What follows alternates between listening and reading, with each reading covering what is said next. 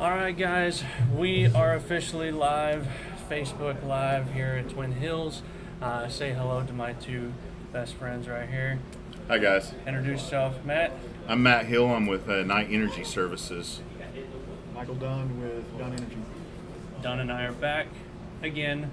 I know you love our intellectual banter between the operator and service side, so we are actually back again to do the same thing. Try to mix it up a little bit, have a little more fun, and so welcome. Like I said, we're at the Mid-Con Oilman's here.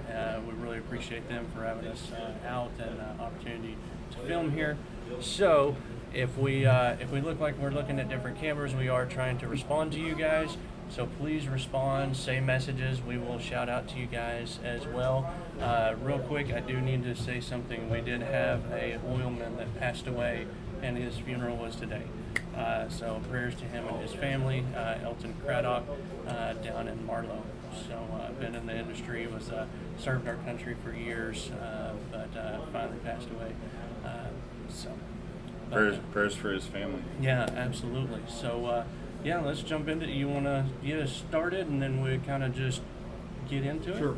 So Okay. after the last broadcast we had, we went on LinkedIn and had a lot of good conversation with you and asked, what is it that you want to hear about the most? What is it that you think is most helpful in the current time?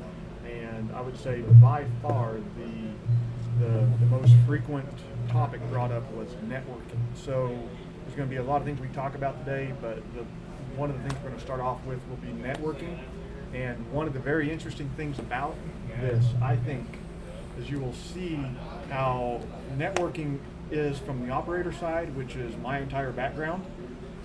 And then you will see how networking is, and you'll hear some varying viewpoints, I'd imagine, on what I like and dislike versus what they like and dislike. And at the end of the day, we're all trying to work together, because as an operator, you want to work with vendors that are providing a good service and providing good products. And sometimes that networking side and the do's and don'ts can actually cut off a relationship before it even starts. And so this is a very good opportunity to have an open conversation, again, operator, vendor supplier side, and come out of it understanding a little more about the other side and how we can all do a better job. Absolutely. Keep going. Sorry. Yeah, no, No, it's you're okay. I good. hate seeing Matt cut off there. Yeah, here. Come here, buddy. Oh, thanks so much. I told you, you just keep it more on you. It's good. He's trying. He said the camera adds too much to it, so he's trying to. That's why they went on this side. I'm trying to make him look good. I promise. It's hard. Luckily, stuff like networking brought us together in the first place. I can't ever just describe how much I appreciated meeting you for the first time, Mike. I remember we first got started together, working together, and I called you because I had a golf tournament that I really wanted to play in. I wanted you to go with me. I wanted somebody to go with me, and you always were really gracious on the phone with me about every business thing. And I was like, well, why don't I ask Michael Dunn? And I didn't know if you'd go or not. I mean, it was that awkward, like, hey, I'm going on out there. Yeah. I'm going on my first date with my first operator, and it's so exciting, but you also like, I never met this guy. I'm sure we have a lot of the same beliefs and we're a passion for our industry. Well, you bring up a great point, and that's kind of what we were going to tie into. Is like, how do you get that first step? Like, how do you start? What's the proper step? And so that was what we were just going to talk about. Is like, what is a proper step? Everyone thinks it's just cut, dry, black and white. There's a recipe for every customer, and it's exactly the same, and it's not. Now, you learn that, and sadly, you can start out with a black and white setup to get things kind of started. But then you have to kind of evolve and do your homework before you reach out. You've done your homework about it, Mike. We've done our homework to actually know the customer, know what we're getting into before we even make that phone call. Because you don't want to make that phone call and not have any information. So, but yeah, kind of go into that a little more, because I'll keep going. So you've got to jump in right there. So I completely agree. When you're networking is relationships, and relationship, if you think about all the relationships you have, oil and gas, and even personal, at the end of the day, if we enter a relationship with ulterior motives or insincere motives, then you'll be found out very quickly. You might get a meeting, you might get 2 meetings, but at the end of the day, people have a kind of a sixth sense. They may not realize what it is, but something's just off there. And I'm sure from the operator side, which is the perspective I'm speaking from, we've all had those meetings where someone comes in, you do the introductions, and you leave the meeting just kind of, that was odd. And at the end of the day, you almost feel used in a way. And I think for a lot of service companies, that's not the intent. I think some people just, it gets approached that way, and again, it's unintentional. So making sure you're approaching these relationships with the goal of it being a relationship, and it might not lead to something that meeting, it might not lead to something next meeting, it might take, I have friends that I've been going out with for years and never had the opportunity to actually work with them. And when that opportunity exists, though, you kind of go through your mental Rolodex and get excited about actually getting to work with your friends. Absolutely, because sometimes there are limitations depending on the size of the operator. You've got MSAs, you have contracts, you have procurement that is much more involved now than it used to be. And so those relationships are the foundation, in my mind, again, from the operator's perspective, because if there's the opportunity to come back up to a bidding process and you don't have any good relationships within the office, you'll never know. Well, and that's something that I was wanting to tell the guys out there is like when you're even when you're networking, when you're looking for new jobs, set a time limit with that guy. Don't put that on yourself. Put that with the operator. Now, and that's something that as service companies we're reaching out to the operators as well. It's like, hey, feel free to let us know that hey, follow up with me once a week. Once a week is perfect for me. Thursdays is my day. Or I'm a once a month kind of guy. Like, I love you to death. We have a great relationship. Call me once a year. I already know you're going to be there. So, from the service side, hey, give us a date, give us a time, and say that to your customers. Say, hey, tell me what's a good time to follow up with you, because I don't want to be the person that's constantly following up with you or doing the robots. Oh man, we talked about that. The robots. Yes. Oh. Tell that story. Don't. Oh, okay.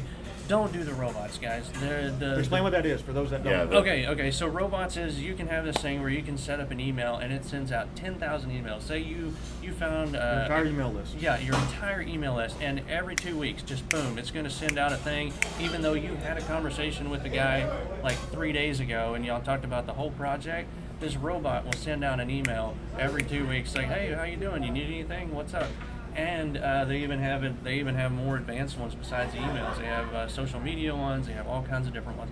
Oh man, I am way behind. I did not know this existed. Yeah, it's insane. And I've talked to not only yourself. I've kind of done a couple of articles online, read into it, but don't do the robots because it's not very personable. You're not learning when that guy needs something, and we talked about that too. Ask the operator what he needs. How can you help that guy? How can you help this company when you come in to work for them? How can you help out? Don't say, hey, I'm a mud company, or hey, I'm a service company of whatever, A, B, or C, because what do you need? Well, he may have a ton of things going on his plate that day, and what he actually needs is just, all right, how can I help? So I'll jump in there and break down a little bit about what you said, because there's a couple of different things you went over there. Robot emails. And this also counts for the whole cut and paste LinkedIn and those messages where you see your name at the top of it, maybe not.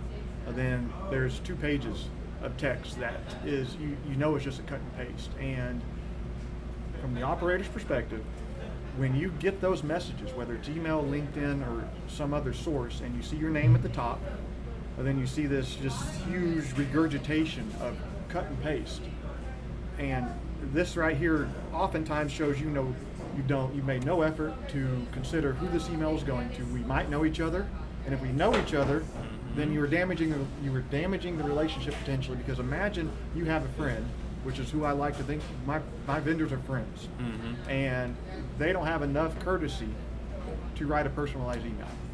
And if you're busy, then say, hey, just a real quick email, touch and base. If I can do anything, you can do the real short and simple. If you've had a recent meeting and this is a follow-up, again, personalize it, because the I'm wordy. I actually do write a lot of long. I take no offense to that. I do write I know long some people ones, like but I it short get and that, concise. yeah. There's a lot of people that say keep it short and I concise. hope my friends would go, Matt, that was really long. Keep it short next time. That is the longest text message I've ever seen. So, question: What do you put in the title? Touching base? Do you say checking in? What do you put in the title of your email? Yeah, like this is not a cut and paste. By the way, that's a good idea. Like, guys, guess This what? is not This cut is not a and cut and paste, but I have a lot on my mind right now, and I was thinking about what you touched base on is key. I like to look at my customer before I talk to them, and I know already what I can help them with. Absolutely. Before I even get that meeting, I'm like, hey, I can't wait to see you. I want to talk about you and your family and everything else, and I hope we get to our business stuff too in this. Sometimes I've gotten cut off. Hey, I've been in meetings where we were both excited to see each other. We talked a little bit about everything, and all of a sudden they're like, crap, I got a meeting. And they're like, Matt, I know what you do. I will be in touch with you about work. Luckily, those relationships are vital for that to happen. Otherwise, sometimes maybe you should always ask, like, should we talk about business first and then get to our personal stuff? There's so many approaches to it, but And there's no one size fits all. No, Again, of course that's, not. That's where everyone's an individual, and what you're saying is tied into what Ken was talking about. And at the end of the day, I know that. Actually, I can't say I know because I've never been on the service side, so I have just feedback that I've received through friends. But when you go into an office and say, for example, your primary service is drill pipe rental, I might be getting all of my pipe from the rig contractor. I might not, but going in there with an openness of how can I help you?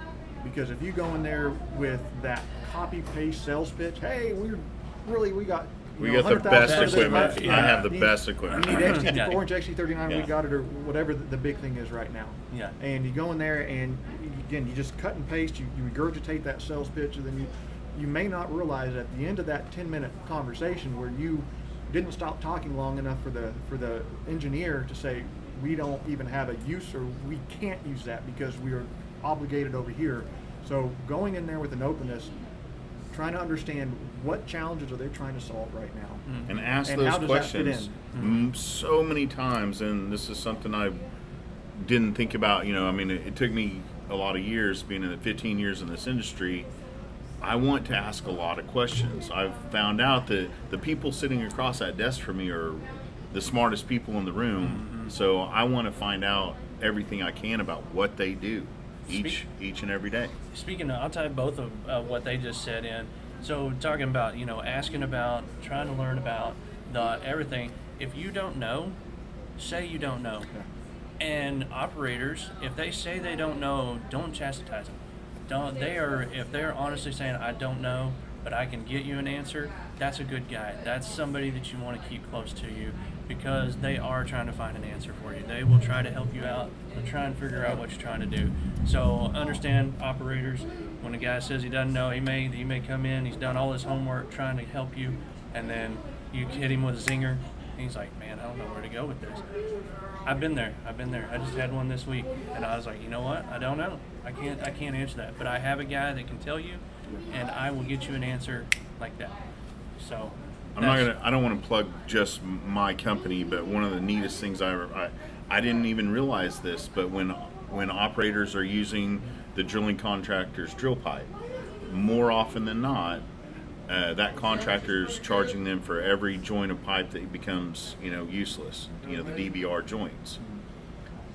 I didn't know that. I thought that everybody operated like the rental company side, that we on normal wear on drill pipe, we're eating that cost. Like, hey, whatever operator used our equipment, this one's on us. I mean, we've had this out for 400 customers before you. This pipe's at the end of its life. Nothing you guys did to it. So we're eating that cost. Yeah. And I didn't realize that a lot of times, I'm sure it depends on every contract, but for the most part, I've seen over time, operators and the drilling contractors charge them for every joint. So it took me a lot of years to find, well, there's my, why would I use your pipe when I have pipe in the derrick from the drilling contractor? Well, here's how I save you money. Not just I need a different connection, but also, so there's always ask those questions. Like, what are you doing? However, be open to finding out that, hey, what's better about my competitor. When you go in there and say, hey, Where am I falling short? where do we fall short? Ask the tough questions. Get that feedback. Don't have a chip on your shoulder where you can't take constructive criticism. Yeah, and don't be upset if the relationship is there too. Something service companies, we see this for you guys, and you can probably attest to this, of where they'll find out that you guys have a great relationship with somebody else, and then they constantly, you instantly, as an individual, you're like, man, they already got a relationship with this guy, that I'm never going to work for them. Well, you know what? You may never work for them, but it's depending on how you hold yourself, how you're presentable, how professional you are. Just keep consistent with that person. If the person says don't It's a come, relationship. yeah, it's definitely at the end of the day, it's still a relationship. I snicker when you say that because in my background, when you go, I've gone from being drilling completions to Michael Dunn's been around a while, guys. He was on the derrick, working with his hands out there drilling while he was going to college. So before college. I college. roughnecked 5 years before college. Yeah, he's done it all in the oil field. So if you need advice, sometimes you might want to look to our expert over here. He's been around the bend. Yeah, I don't mind plugging Michael, or if you want to go to his Facebook page. Oil and gas fundamentals. Oil and gas. Oil field, yeah. Well, maybe I'll put the link down there. Yeah, we'll put the links below. I promise. I sit there and think about when I went from drilling engineering to production engineering, and then you continue getting those phone calls for a little bit because people are making their calls. And then all of a sudden you realize, wow, where is Johnny been? I haven't heard from him, and then however many months or years later, you end up back in the drilling side. Then all of a sudden, you start getting these phone calls. Hey, I haven't heard from you in forever, man. How are you, buddy, old pal? And I realize it's the way it is, but at the same time, it's not the way it has to be. Doesn't have to. And it really cheapens the relationship. Once you recognize that pattern, which I did early on in my career, it really cheapens some of those relationships, and it causes you to really focus on the people that seem more sincere. Yeah, because I've even had it from the other way where the guy was like, I'm in completions now, and I'm like, yeah, but I'm in drilling, and like I spend more time with you guys than I do with my own family, so like y'all are family, so I'm still checking in with like, hey, I'm not in that apartment anymore. I'm like, it's okay, I'm just coming to say hi. Yeah. I'll say that in my background, I have spent years setting up lunch and learns, and I'm really just like oil and gas fundamentals. I'm really big on those who have an interest in learning, whether they're on the engineering side or the admin side or the support side. It doesn't matter. For those that have an interest in learning, I'm a very strong believer in giving them that opportunity. If they're willing to invest a little in themselves, then I'm willing to invest. So in saying that, I used to set up these lunch and learns. And it was always interesting as you start trying to find people to present for these lunch and learns, because you'll find that some vendors are, one of the questions, understandably so, is who's my audience? And one of the ways I would set these up is you don't need to worry about taking care of lunch, because my goal out of this isn't necessarily to set you in a room with 50 people that are buying from you today. It's more about teaching them. So the way I'd approach it is go a little soft on the sales side, hand out your card, let everyone meet you, and all those people in that room will end up spreading out through the oil and gas industry just like a spider web. You're going to have interns in there, you're going to have admin staff. Those admin staff are going to go to a tech role. Those tech guys may move into an engineering or a geology role. You never know what path these people will take. And now you are that person who actually was willing to sit down and talk with them when no one would sit down and talk with them.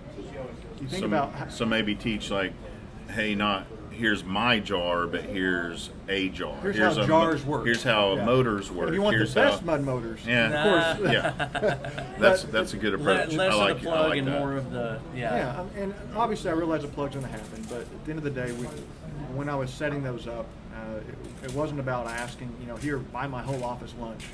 We'll take care of the lunch. Come in and share your knowledge.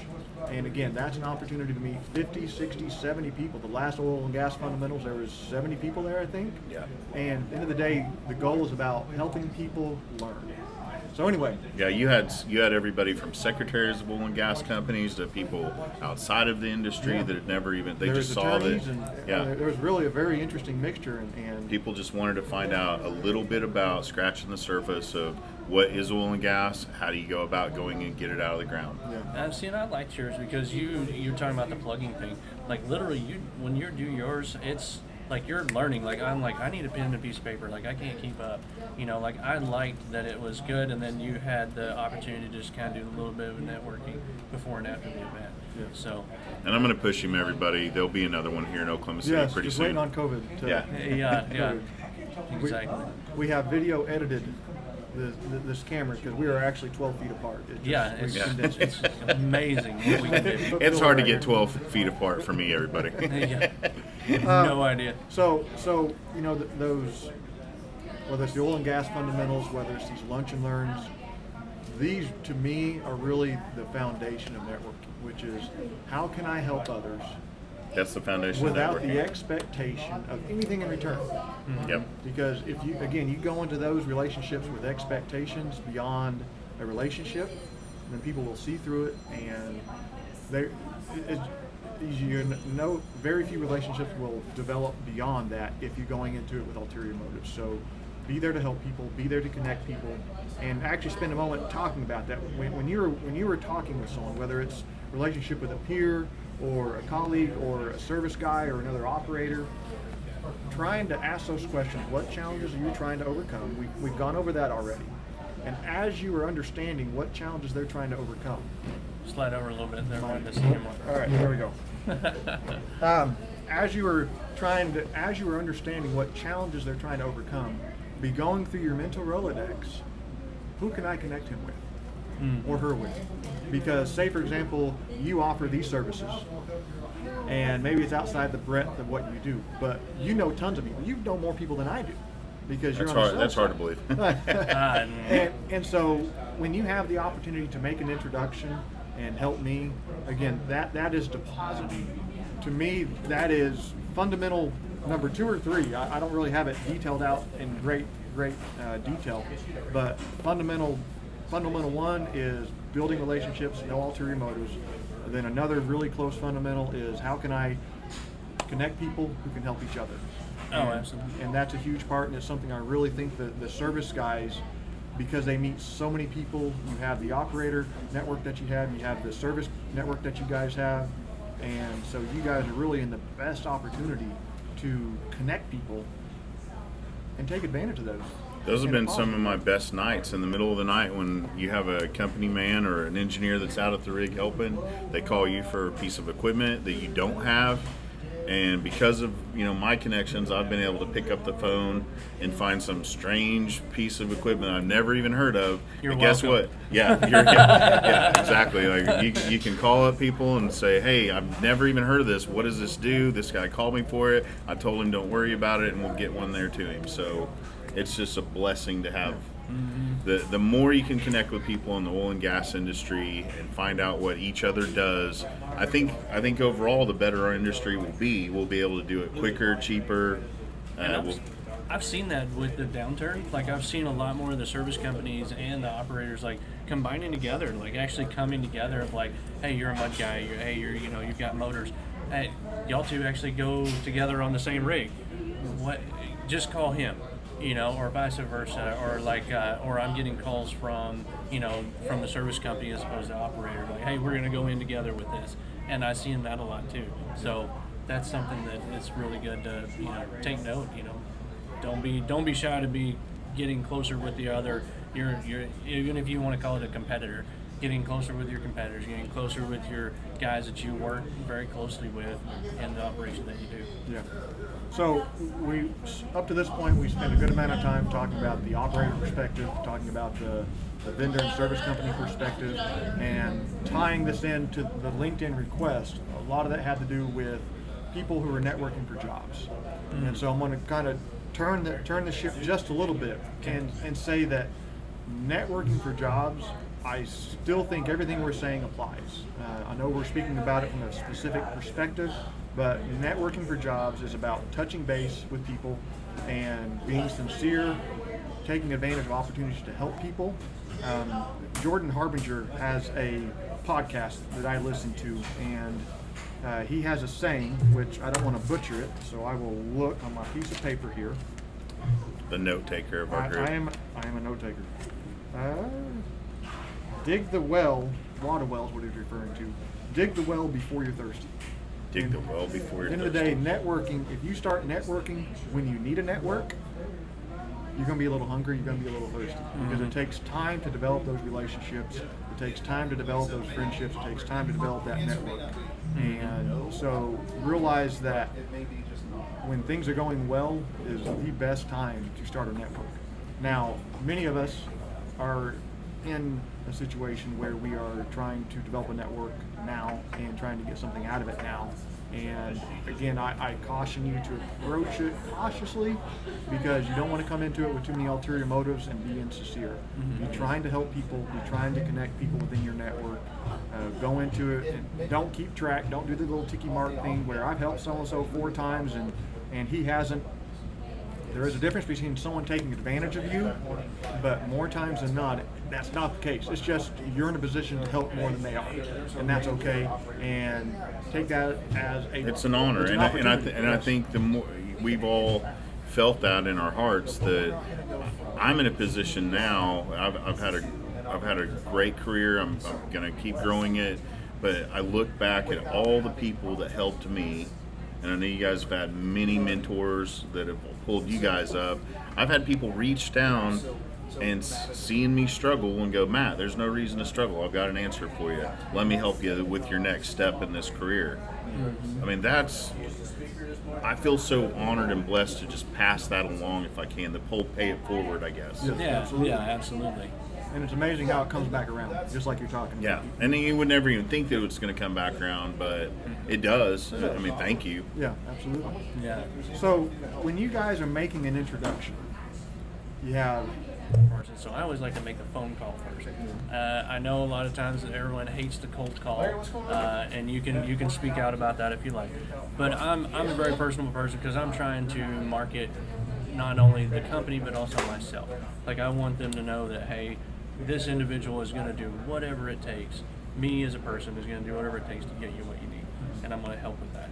So I try to go with that. Now, if I don't get the phone call or I can't get in touch with that person, then after I finish with the phone call, I'll actually send a request via LinkedIn.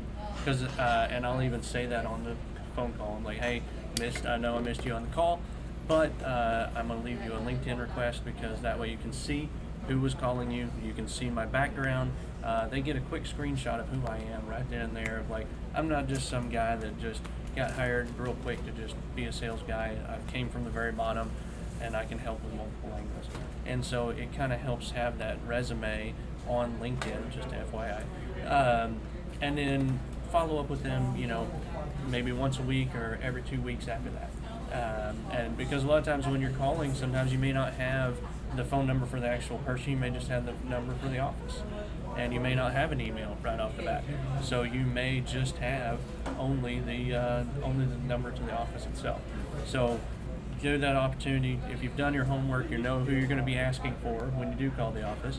You know who you're going to be sending the LinkedIn request to, and then it goes into follow-up after that. Oh, I'm going to touch on the LinkedIn profile.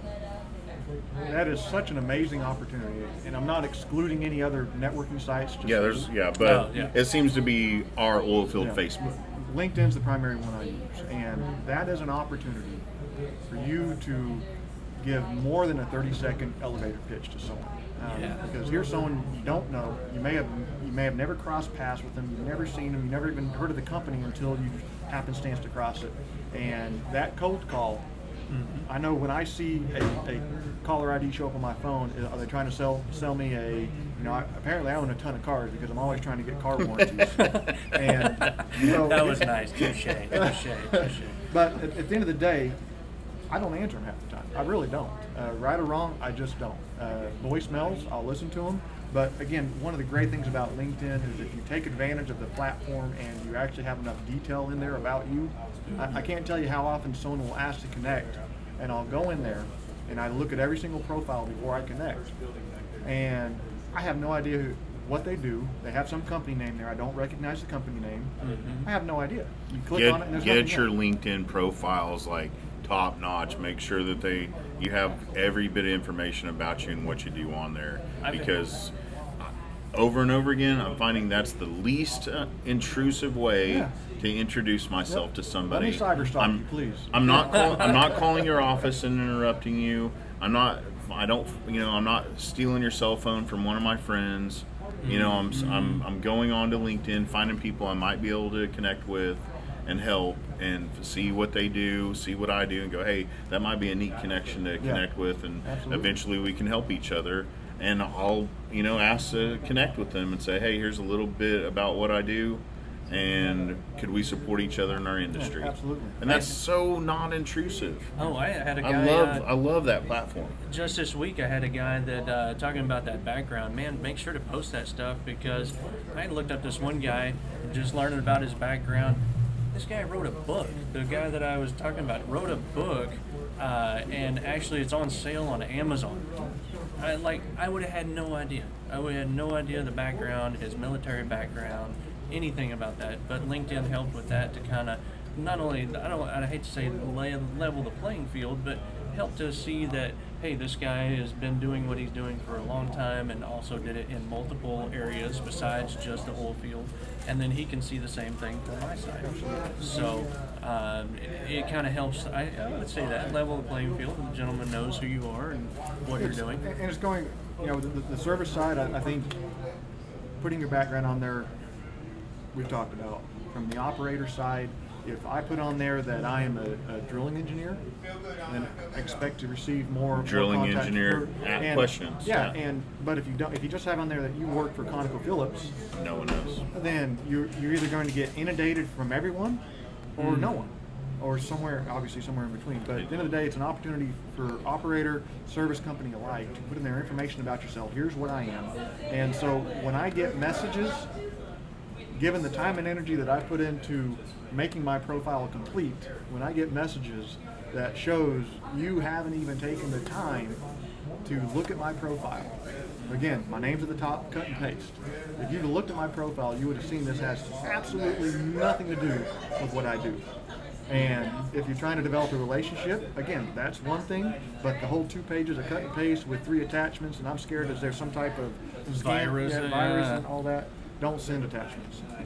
You can send attachments on LinkedIn though, right? I know. Yeah. And so You don't open those? See, Well, I do. know I open them. I don't. Unless I'm expecting it. LinkedIn, hey, I love Michael. LinkedIn attachments are not going to mess up your software. Open up your LinkedIn attachments. If somebody took the time to write you a note on LinkedIn, read it, open the attachment.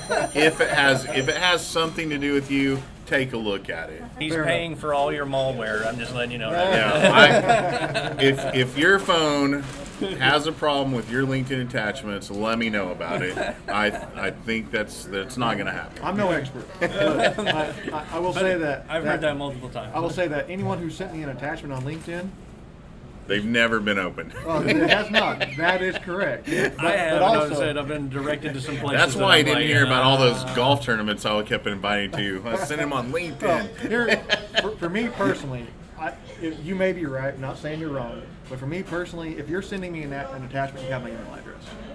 But see, I think if I got an attachment on email, I would be more worried about that.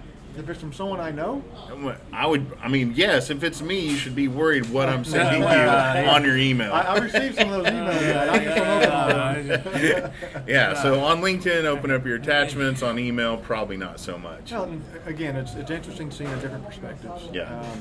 But I think that the biggest. I have a question. I hate to interrupt, but so we're talking about introducing people to you. You and I have a really good connection. And so I think that my friends that trust me and I trust them, what's the best way, do you think, because you've been in so many different seats as an operator and vendors needing to talk to you, but I have so many people go, hey Matt, Ken wants to be introduced to more people. what do you think's the best way for Ken to say, hey Matt, would you introduce me to a couple people? Should I say, hey, why don't you send me an email with a little bit more about you and what you do, and then I'll forward it to my friend and see if, hey, the next time I meet, would you mind if I introduce Ken? Good question. Okay. Or Or is would it it- be a phone? Is the phone? Hey Michael, I know we're going to lunch next week. Yeah. Would you mind if my friend Ken comes along? Okay. He wants to talk to you about winter mud. Yeah. I mean, don't surprise him, but also say, hey, it's Ken. It works for a mud company. Would you mind the introduction? So, good question. Good. Both the approaches you just mentioned. You mentioned two, which is one of them is shooting an email out and saying, hey, here's my buddy Ken. He's new to the area. Trying to get him up to speed. He works for Winter Mud. I vouch for him. And do you mind if I bring him in with me with our meeting next week? I have zero problem with that. That works great. Option number 2 you threw out there was a phone call. Again, I think that's great. Here's Ken. I vouch for him. Mind if we bring him to lunch next week? No problem. I think that works great. What's some things you've seen done that has irritated you? Don't give out my contact info without permission. Don't give out the contact info without permission. Yeah, especially when you start talking cell phone numbers, which Oh, everyone uses nowadays, man. and even email addresses. Because at the end of the day, if say for example, because it's common for someone to ask me, hey, can you get me in contact with so and so, and I will do one of two things. If it's a connection that actually has an actual purpose right now, meaning more than just trying to make the introduction, I will call the person they want to meet. Here's a very quick 15-second. Here's so and so. I vouch for him. Would you Good mind guy. if they Do call? you mind if I Yeah. make an introduction? Then at that point, I will normally do a text introduction with a group text message. So here's that's a person good A, idea. person B, Yeah. and I'll give just again. I'm not a huge texter, but I will say person A, meet person B. Here's a little, very 3 sentences about person A, and then I'll send a V card because I'm big on saving numbers again because this whole I don't like answering phone calls with numbers I don't have saved, and so I'll send a V card for each of them. But you have permission to make the introduction. You have permission to share that contact info, and if you are part of that, and I know I'm just talking about part 1. I'll talk about part 2 in a minute. But what a very professional way to go about it, and a trustworthy way to go about it, and that's a reputation thing that'll go a Yeah. long way. I was even going to say on the backside of that, if you are the one being introduced, make sure follow up, but also let them lead the conversation in this particular situation. Let them lead. Don't be too forceful once you get the request sent to him, and then you're like, oh, Michael, it's so good to see you again, and then you just do this 20-page thing to him. Let them kind of do the lead, and then let him start bringing you in more to ask questions. Because if you just, I like to say puke on paper. If you just puke on text or you puke on an email to him right away of I've got all this, I've got all these brands, or I have all these different things, he's just gonna be like, oh, Yeah. it's gonna be overload. A little bit of time. When I do those introductions, that style of introduction is because there is a specific problem, specific reason, more than just a sales. This isn't just someone trying to sell. I'll talk about that in just a moment. This is person A has a problem, that person B can help solve. And so once that text introduction is made, I normally, unless I have a need to be involved, I will normally try to gracefully bow out because I've made the introduction, I've done my part, and at that point, I'm just in the way. Unless I'm adding value to the conversation, me being in the middle as a middleman, it's just, again, it adds no value. It takes time out of my day, and my phone makes noises that isn't helping me. And so I'll say, if you are the person being introduced, follow up on it. The number of times I've taken the time out of my day to make these introductions and call person A, call person B, send a text message out, and you can do the same thing through email, just FYI. But if someone has taken the time out of their day to do that and you don't follow through, it's a big red mark. Yeah, I agree Because with it that. reflects poorly on me because I've made the introduction, I vouched for you, and it reflects especially poorly on you to 2 different people now. So for a specific purpose, I'll do that. For the second example is, hey, can you introduce me to more of the drilling guys?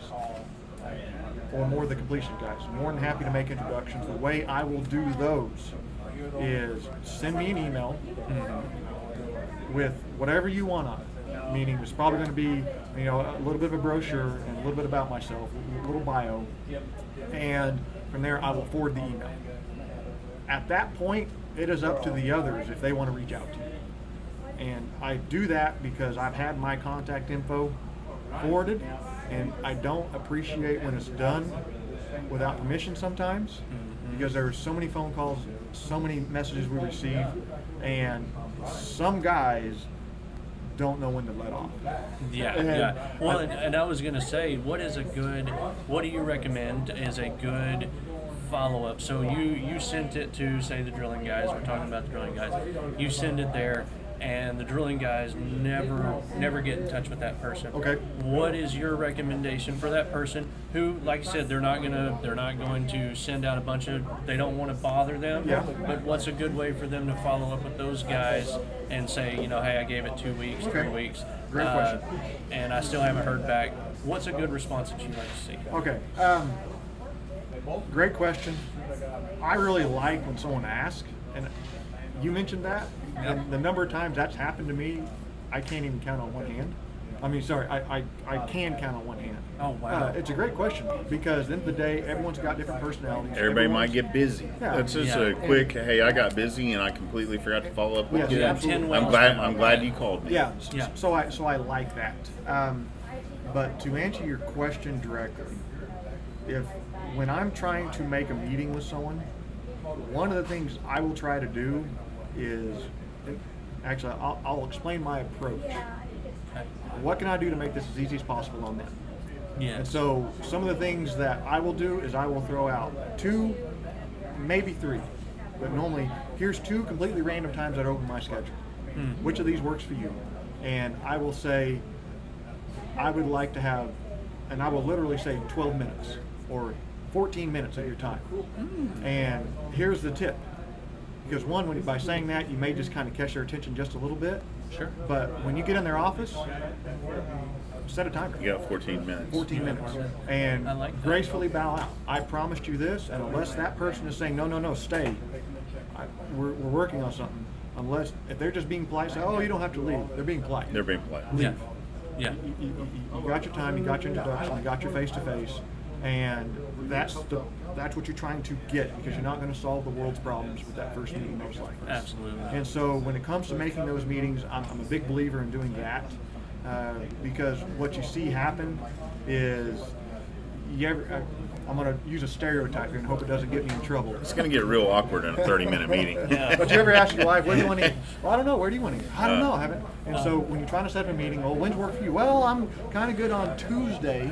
And so you send out a time on Tuesday. Well, I happen to have a meeting right then. So next thing you know, you got 6 rounds of emails or text messages going back and forth. And you know what? This whole thing can be streamlined. You're busy, I'm busy.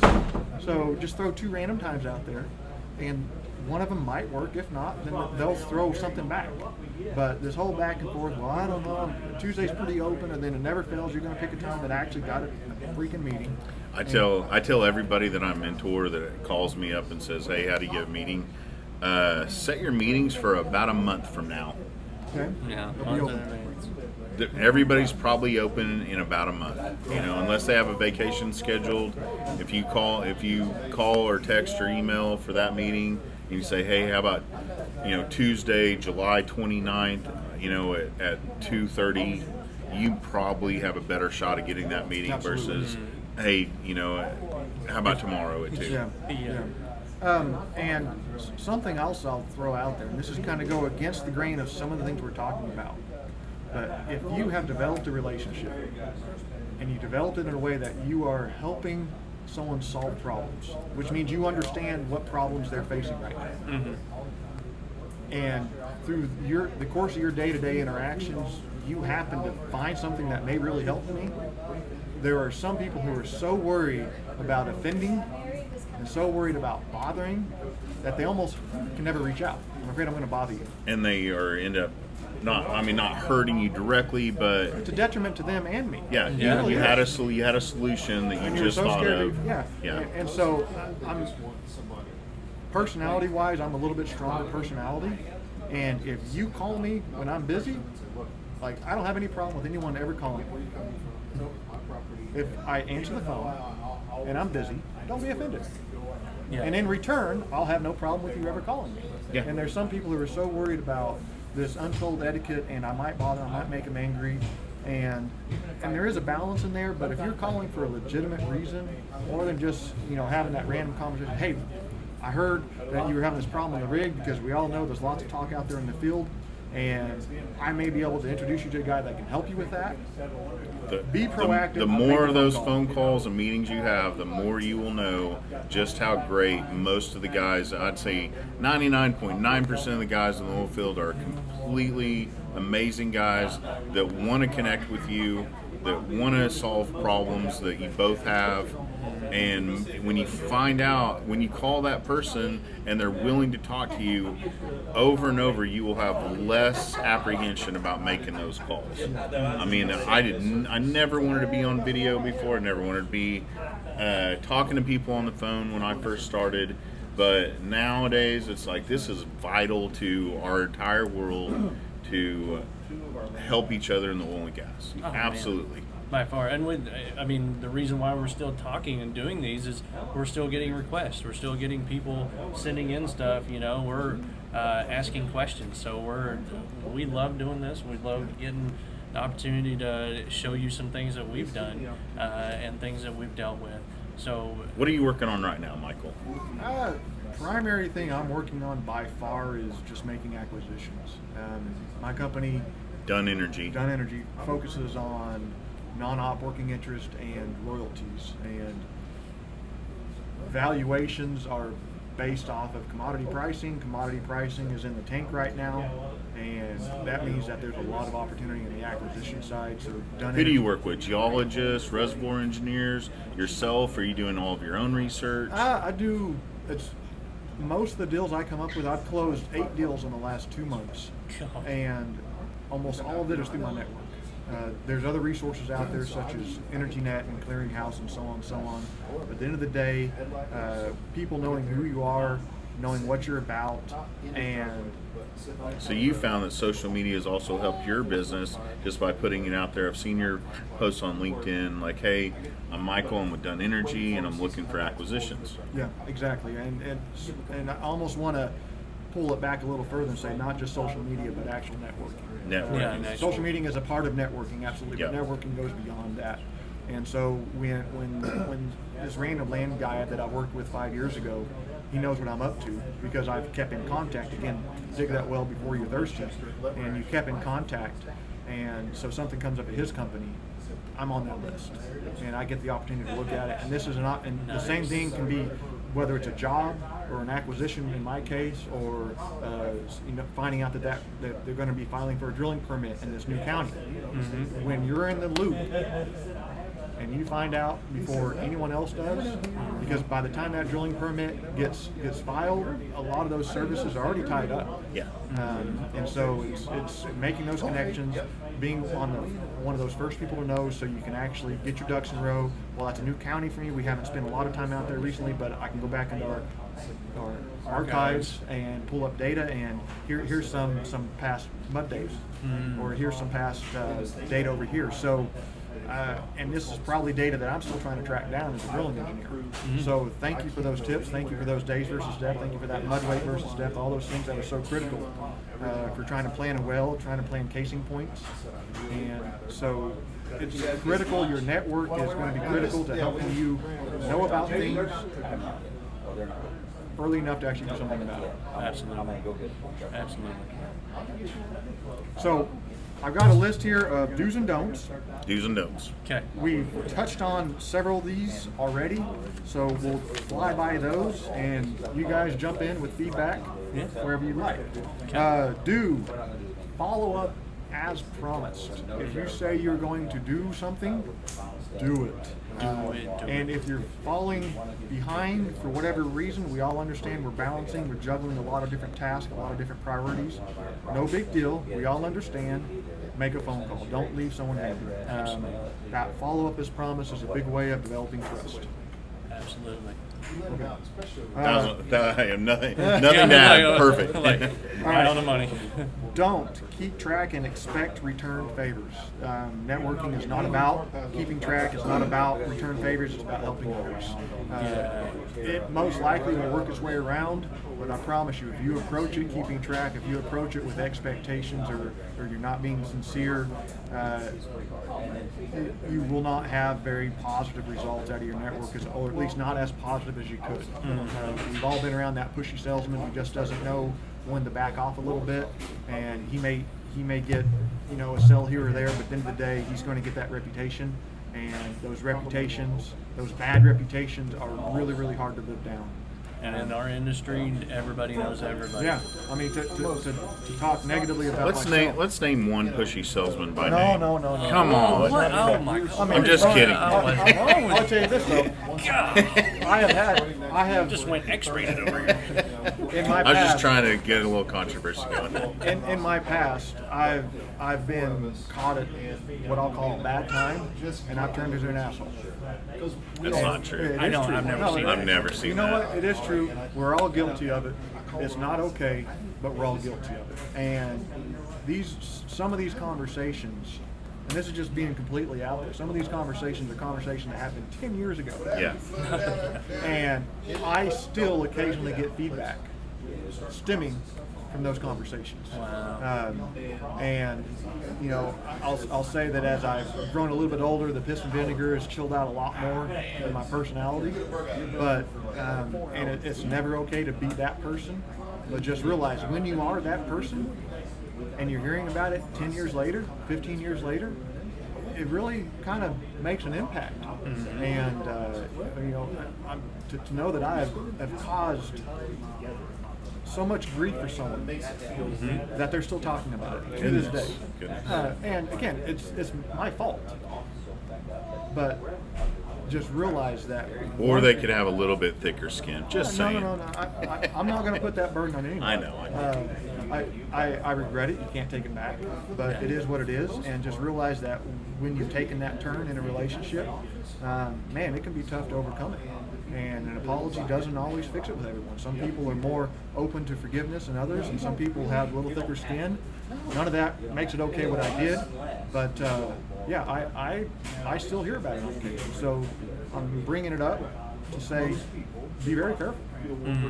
Reputation goes a long way. Well, I'm ordained online, so I can do one of the things they put on the pamphlet is I can absolve people. So you're absolved. He just said it out loud, so he's all good. I appreciate that. Hey, Michael Dunn's fine. Okay. Go ahead. Next thing on the list. We touched on this one. If you ask for 14 minutes, don't take 45, especially for that first meeting or two when you're developing that relationship. That's part of following up and doing what you promised. 13 minutes is 13 minutes, and set a little vibrating buzzer in your pocket or something, but exit stage left. Okay. Be sincere. We spend a lot of time talking about that. Ask questions to determine how you can help. I really can't emphasize that one enough. I am absolutely shocked how often people have come into my office and you start getting the sales pitch, they continue on, and in the day, when they left, you've done all the niceties, they brought donuts or they brought whatever it is they brought. In my mind, I'm sitting there thinking, had they shut up long enough, I don't mean that in a negative way. Yeah. But I didn't have the opportunity to actually, because I don't want to interrupt, and obviously they practiced this sales pitch, but going it, I would say, a lot more open-ended about how can I help, what are you trying to solve, because as a drilling engineer, which is where most of my background is, you normally have enough time and energy to really focus on 2 or 3 problems at a time. There's a lot of smaller things, but 2 or 3 big problems are what I'm focusing on. Gotcha. And So let them lead the conversation. Yeah. Ask questions and listen. Talk less, listen more. I think that's highly underutilized, or yours. Highly underutilized. My wife tells me that. No, I'm just kidding. I think she said that once. I would just- All right. Don't reach out to others only when you need something. Relationships should not be one-sided. Even my daughter has my 10-year-old daughter has friends that never come over to the house to ask her to play. And even as a 10-year-old, she notices.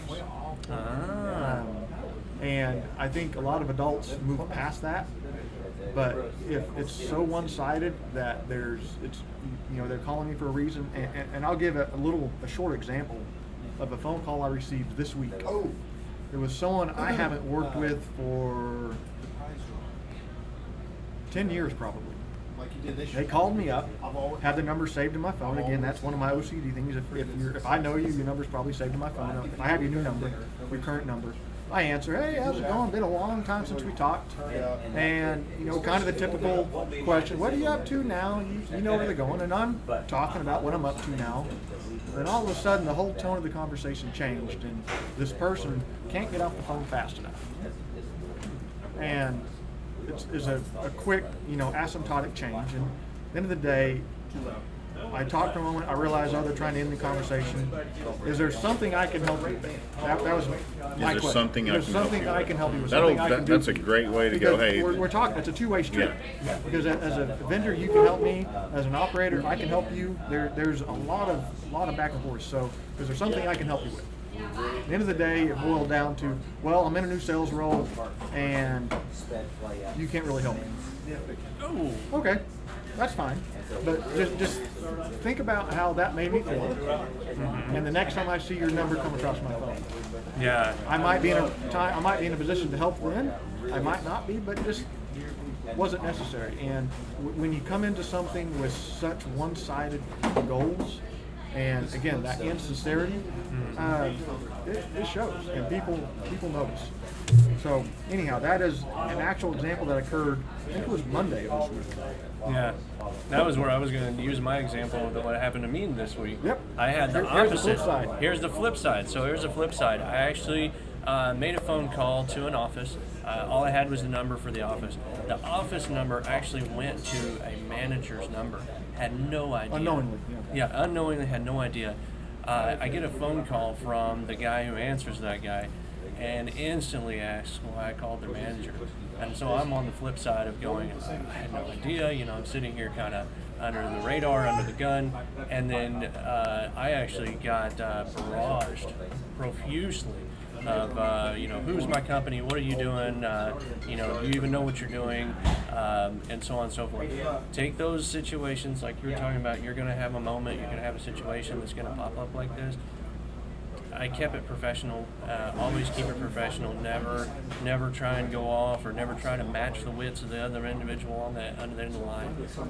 And that was an opportunity that I actually got to tell the guy, he tried to pull a question on me that I didn't know. And I was professional and said, hey, I don't know, but I will get you in touch with that individual and we'll get you the answer that we need. So both sides of the thing now, what do I think whenever that guy calls me or we're trying to get in touch with him, when that number comes up on my phone, now I'm going to instantly think back of our first relationship, first connection of that I got used, I got played, or I got browbeaten by someone who's highly more educated than I am by no means. But instead, when he gets off the phone, I may have that feeling about him, but on his side of things, he's going to be like, wow, I really just went after that guy sideways, and he didn't ever get upset. He didn't ever change his cool, didn't change his attitude, and he's still going to follow up with me anyway. So you have to understand that it's going to come from both sides. So, yeah. But, well, we are actually getting right to our time. We're at our hour. So, we are going to. Anything you want to plug? Want to say something real quick? Winter Mud, Night Energy Services. Luckily, I have if everybody would please go to #ThePatchesBack, and I'm hosting a golf tournament to raise money for Oilfield Helping Hands, July 17th.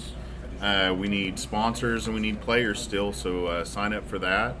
They have the Petroleum Alliance is coming up. Petroleum Alliance is coming up. Be on the lookout. Basin Engineering and Shoot for the Hearts coming up this year. Yes. Guys, everybody has amazing oil and gas charities to look forward to. We're still going to have events, so make sure you keep in contact with each other and look forward to gathering as much as we can and To check out the LinkedIn. supporting each other. Yeah. Check out, like I said, Michael Dunn, Ken Lavine. Matt Hill, check our LinkedIn accounts. Yes. We're always posting about things going on here in the oilfield. Jobs, we're Jobs. reposting. Yeah, if you see if jobs. anybody wants to send me their resume, I will do my very best to put it in the hands of people that might be hiring. Yeah, and if you have a job posting, I know I saw some from some operators that were posting. As soon as I get those, if you send them to me, we will share them, we will forward them, we will promote them to get them passed out to all of our connections that we can, so that way it's passed around. Yeah, so I mean we people can see have it. so many consulting firms. We have Crescent Consulting here. We have Trace Management. We have Basin Engineering, Plaster and Walled, Sierra. I mean, there's. Make sure you guys are reaching out to the consulting firms, getting your resumes to them and each other. Hopefully, we can do our best to boost this energy industry as much as we can. As we're wrapping this broadcast up, I'll take some of our own advice. And for those that are hearing this message, reach out to us and tell us what you think we can do better and how we can better support you. Because at the end of the day, Amen. the God goal bless. of this is to help others. And I can tell you my natural propensity is not to be on camera, but I You're appreciate welcome. Yes, thank you. You're welcome. But let us know how we can help you. Let us know how we can help others. Provide feedback, good, bad. Sometimes that's the toughest thing to get in your hands is constructive criticism and feedback to where we can maximize what we're doing. So let us know how we can help you, please. Yeah, Energy strong. energy strong. Thank you, Oil guys. Patch proud. Thanks, Make the whole guys. feel Petroleum great again. Alliance. Happy Father's Day to all the dads out there. Happy no, Father's it's Day. Right? Happy Father's Day. All right. We'll see you. Hey, I'm Matt Hill. I'm with Knight Oil Tools. I'm here at the Mid-Continent Oilman's Golf Tournament in Oklahoma City, and we're just getting some friends together to talk a little bit about oil and gas and hopefully learn a little bit about each other and what we do, and maybe we can network with you and see how we can help you. This is Ken. Go ahead and introduce yourself. Guys, Ken Lavine, Winter Mud, sales manager there. We're a full-service drilling mud company. Been in the oil and gas industry for, about to go on 17 years. So great to be here. I'm probably the entertainment of the crowd that we have right now, Oh, but you that's okay. poor people. Yeah, total normal. But yeah, great to support our industry and yeah, get to introduce some guys and try and get this social media platform for the oil and gas guys to where, hey, guess what? We're hip and cool. We were out there too. So we're here, we're there. And we also have a lot of people on the other side of our industry that are opponents of it that get a platform, and so we've found that it's a good way to spread the word about just how much oil and gas does for everyone on our planet. We're blessed today to have a very dear friend of mine, Rusty, with us today, and I'm just going to let him take it over and introduce himself and who he's with and what he does. Hey, thanks, Matt. So, Rusty Daly, Crescent Consulting here in Oklahoma City. We also have an office in Midland, but we're out here at the Twin Hills Golf and Country Club today for the Oklahoma City Oilman's 53rd annual. Have 350 golfers out here this week.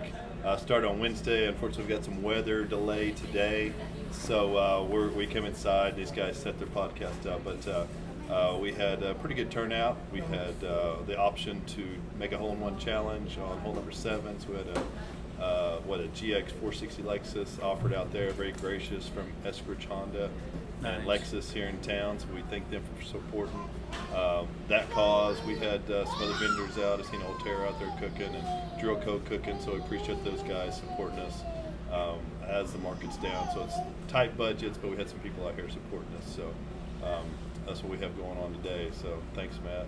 No, thank you for coming. Rusty, I love what Crescent Energy does as a company. Tell us a little bit about what all they offer for the oil field. Okay, so as the market has leaned up for the past probably year and a half, and obviously in the last 3 or 4 months, offices are getting leaner. They're having to cut off staff that may not be busy 365 days a year. So you're starting to see folk lean on consulting firms, bringing in a la carte services, if you will. If you need a geologist, if you need a reservoir engineer, if you need a completion engineer, a drilling engineer, if you need pumpers, you need facility engineers, you need facility engineers, production engineers watching your production. day in, day out on a kind of a consulting fee or on a retainer that's available to people. So therefore, you wouldn't have to hire a production engineer in your office. You can retain these guys, use them as needed, and firms like ours or Crescent Consulting will offer the pumpers the location support on a daily basis, production engineers watching those guys and reporting that data to the lean offices, to the operators. So we're able to greatly reduce their overhead, their employment at their office, yet give them a flexible service that they can scale down and keep their cost in line. And actually, so at the end of the day, they're actually more profitable. Only utilizing expertise as needed. Do you have a lot of business just all over Oklahoma, or do you have it all, Oklahoma, Texas? You offer your services in every basin? Yeah, in every basin. So, like a lot of companies, we have about 350 MSAs with various operators. So we've got 90 guys working right now today across the U.S. So roughly 180 a month working, and then we have 8 in-house engineers at Crescent. So they're handling everything from AFE to procurement services. We have a regulatory team that people lean on, at this time to as they're cutting regulatory staff because they're not needed all the time. We've jumped in to fill that role. Do you see what you do as a growing industry area for businesses like yours? They're going to be more than ever reaching out to companies to take over their entire project management? Yes, as operators understand the process and they start looking at the pricing structure and they start realizing, okay, I'm not utilizing my staff every day. I mean, I might be using them 3 months, I might be using them 4 months. I can consult that out and save that money, over a yearly Overhead process. costs, yeah. What do you think is the biggest misunderstanding about what you do for operators when they're trying to decide between hire versus consult, and they recognize you're out there as a potential candidate? What's the biggest misunderstanding you think people have about what you do? They might not realize the available talent that's available as a consultant. Okay, the expertise that's available. You can find great expertise and plug that into the right scenario. You can find a very experienced person for your basin, your particular basin, versus having an employee that might understand, let's say, the Northeast, but not really comfortable in Permian. Okay, you can find a perfect fit for each basin as a consultant. So that really makes it nice to plug in exactly what you need versus having one person try to cover everything. Do you have any idea on maybe what your company offers versus other consulting firms out there? So as a consulting firm, you have to really understand FLSA and OSHA requirements and paying these guys hourly, structuring either a W-2 or a 1099 model, and offering an MSA contract with each one of your consultants that covers them. It also covers you as an operator and any other third-party contractors out there from FLSA concerns. And they're also we also offer general and professional liability to each one of the consultants, which some firms may not. It is an expensive insurance, but you're also covered in case any litigation was to happen on a location. Mm-hmm. You have that coverage. So that's important as a consultant, that you read the documentation, understand that you are covered in case a litigation comes, because some firms don't cover that. So what they might offer is a lower percent off your pay, but they might not offer you coverage. They may not offer you general liability. They won't offer you professional liability. So that's a concern if you're a consultant, to understand your coverage. Also, understand if your firm offers health care, and how is that health care offered? Is that taken out of your paycheck, or is it taken out of a draft, like a bank account draft? It's important to understand if you have a health care, let's try to get that drafted out of your bank account in case you miss a couple months of work. If you miss a couple months of work, we can draft that out of your checking account and you still have health care. If it's drafted out of a paycheck, your insurance is gone. So let's try to understand where they're pulling that money from for your health care. Understand, do they have a dental? Do they have a vision? And you put all this together, and you form the best package you can for those guys. Do you see with so many oilfield services companies also taking a look at their employment, and we've all of our companies, I'm sure, have been through cuts.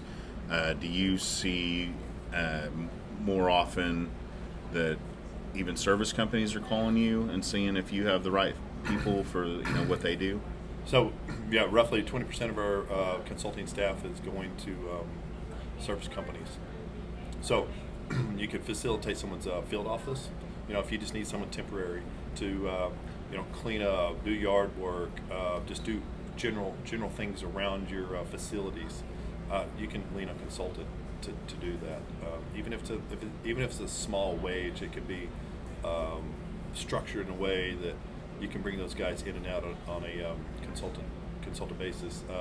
Then they're going to have the general liability. They got the professional liability. They get healthcare options. So you're not just leaving them hanging out to dry, if you will. This is not like it used to be. As a consultant, you have benefits that come along with that. So that's nice. We've seen those benefits too. Us being a service company, I'll talk about that. We've worked with you guys.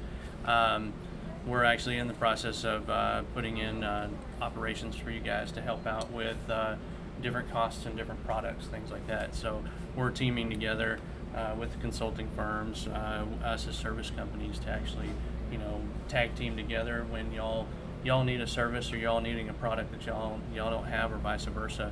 We're teaming together on those too. So yeah, that's been huge help for us. Yeah, so we have a procurement service that will do that for the operators, pull pricing from the areas that we're familiar with.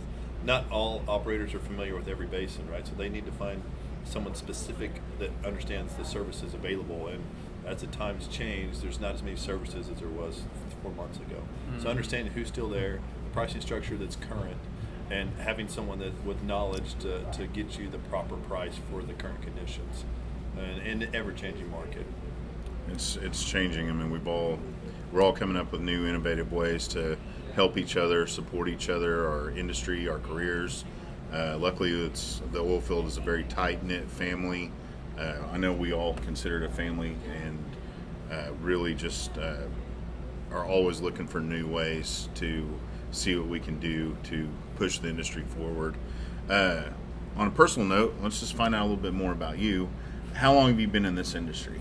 Let's see, going on 17 years in the oil field. Started out in the field, started out as a mud engineer.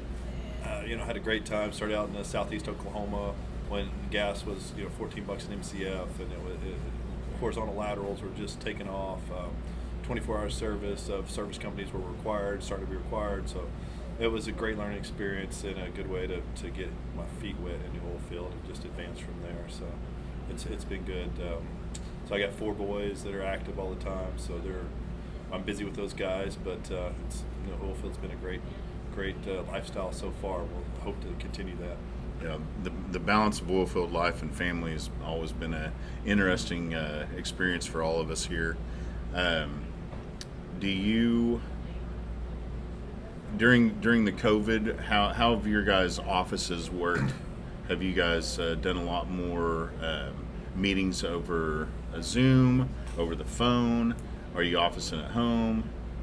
We've done a little bit of combination of both. So we've done more Skype, more team meetings, just like everybody. But we also have a safety application that's been a big help, beneficial. So we use a company called iScout to help send out learning modules, and they can also take modules on their phone. So from H2S training to tie-off to confined spaces, that stuff is available on their phone or on their computer. So you're not having to go to a classroom. So when you get into social distancing, that's helpful to have these guys where they can do it on their own, not having to go somewhere. It's also got COVID-19 training on it. So ever since March, we've been sending updates on social distancing, cleaning, just how it's spread. And send those out. And those guys take the modules, and it checks off to their operators that, hey, these guys have done these 3 or 4 COVID trainings. They understand it. So it gives you a little bit of peace of mind that your guys in the field are understanding and conscious of how this thing spreads. Not to spread it to their employees, right? So yeah, it makes you have a little bit of peace of mind. And all this is contained in their portal. Every guy's got their own portal It's got all their profile in it. Each operator's got to log in, and they can share that with everybody in the office. So all their consultants in the That's field, cool. you can have 25, 30 different consultants. They're all contained on your app, and you can share this app with everybody in the office. Not only does it have their resume, but it's got all their certifications. It's got all their contact information. It's got email address and phone numbers. So let's say, unfortunately someone in your office gets sick. Okay, we got to hand this information over to your partner. All this stuff is contained in this app, so they can get on it as well. So everybody's got access to every one of the consultants, which is really nice because that's not how it's always been.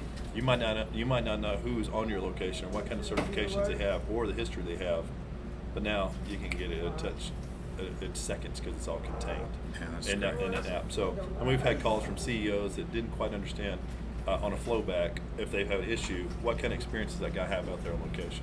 Well, now he's got that information. And these guys are really what's pushed the industry. It's like, I want to know who's on my flowback, or I want to know who's out on location when an event takes place, what kind of certifications they have. And these guys can pull it up 24 hours a day. It's in the palm of their hand. So that's a big step. Huge. And going forward, we're going to keep bringing that in.